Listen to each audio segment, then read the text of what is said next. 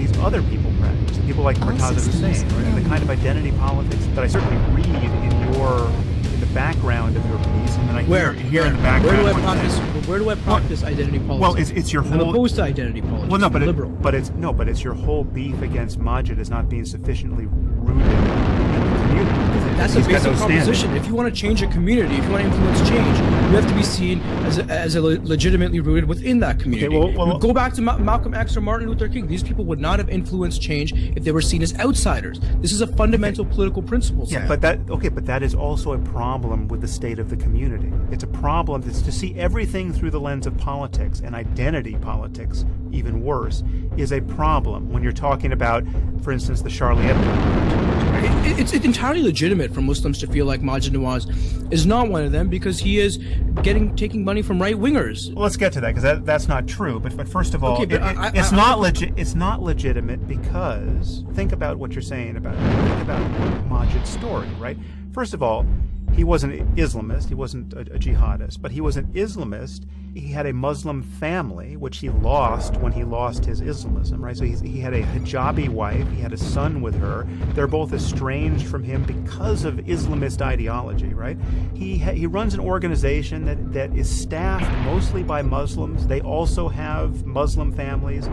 The idea, I mean, later on in the piece, you say that what he has to do is talk to more Muslims. All he does is talk to Muslims. He's lived in multiple Muslim countries. He speaks fluent Arabic and Urdu. He's studied with theologians.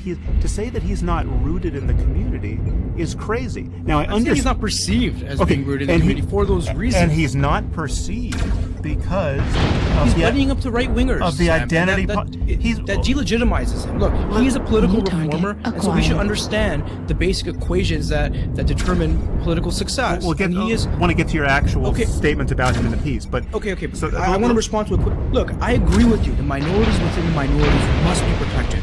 Right, however many atheists there are in Saudi Arabia or Egypt, they need to be protected. We must speak out on behalf of them, so that the Muslim right, the Falwell Muslims, don't dominate the narrative. But one thing I don't hear you speak out about are all the Muslims in the majority who have very often been killed and maimed, either by their own dictators whom we have supported, or by our bombs. You know, Stephen Walt, the Harvard professor, did a back of the envelope examination of how many Muslims the United States has bombed and killed, and he came up to 300,000. There were almost 1 million people who were killed in Iraq, 1,500 civilians in Gaza. Sisi has estimatedly killed thousands of people. Bashar al-Assad, and here our inaction is culpable.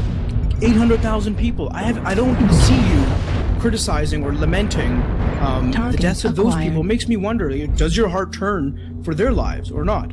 First of all, I do lament collateral damage. In fact, my discussion you dehumanize it again. Collateral damage. No. These are individuals, Sam. These are people who have been massacred and maimed. I don't mean to dehumanize with that phrase. I mean, that is, we can talk about that being a problematic phrase, but I'm just referring to the fact that there are people who have been killed in wars. Some wars that I think are defensible, some wars that I think are not, right? There's a difference there. I view the war in Iraq and the war in Afghanistan differently. But collateral damage is a huge problem in war, and it's been for a very long time. We won what I think everyone views as a necessary war against Germany in World War II, and the level of collateral damage there was just as horrific as ever happened in human history. And now the Germans are our friends, right? So now if you're going to look at the bombing of Dresden, I think in retrospect it was probably indefensible even at the time, and tactically unnecessary. Let's say it was tactically necessary. Our generals would have been in Nuremberg if we lost that war. Though that was a war crime, as was Hiroshima. So yes, I agree with you. Okay, so no, but there are debates on. I think there are reasonable debates on all of these points. Hiroshima is certainly more debatable than Dresden, but in any case, we waged a war against Germany and Japan at a scale that no one could contemplate now, and certainly no one could be sanguine about defending ethically. And now the Germans and the Japanese are our friends, right? I mean, and we went into those societies. We didn't rape and kill everyone and steal all their material wealth and enslave them.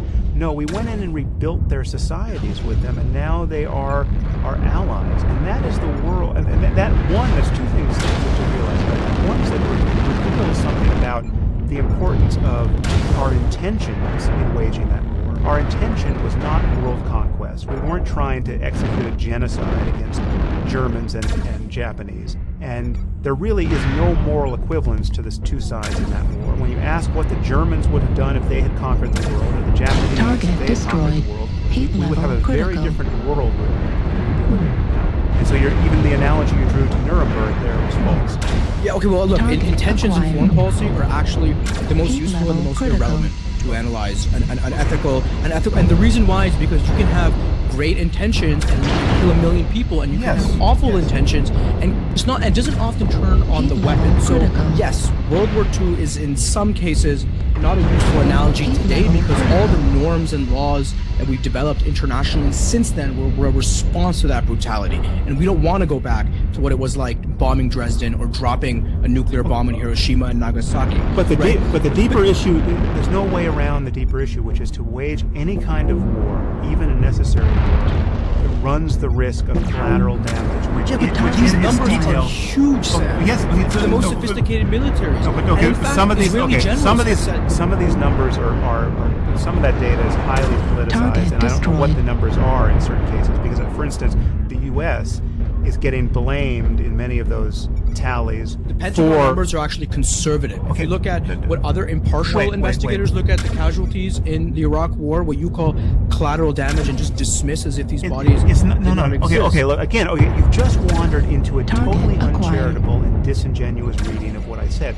Collateral damage is a standard phrase that everyone uses on this topic. I'm not diminishing the horror of those who are collaterally damaged, and I've written about this at length. Okay, and I don't know anyone who has focused on how bad ethically collateral damage is more than I have. Okay? But you exonerate by pointing to intentions, and intentions in international relations are irrelevant. Okay, is it irrelevant? Is the difference between performing our own rape of non-king on Japan after we militarily subjugated them, and doing what in fact we did, which is helping them rebuild their society, is that difference irrelevant? Look, in terms of foreign policy and international relations, if we hold the highest principle, human rights, to be, we want to save lives and we don't want innocent people to be killed, that turns on consequentialism. Right? This goes back to Thucydides. The intentions are irrelevant because people have oftentimes very good intentions to do horrendous things, or they have awful intentions and they end up doing less awful things. Yeah, okay, right? but the difference there, Omer, is that the intention is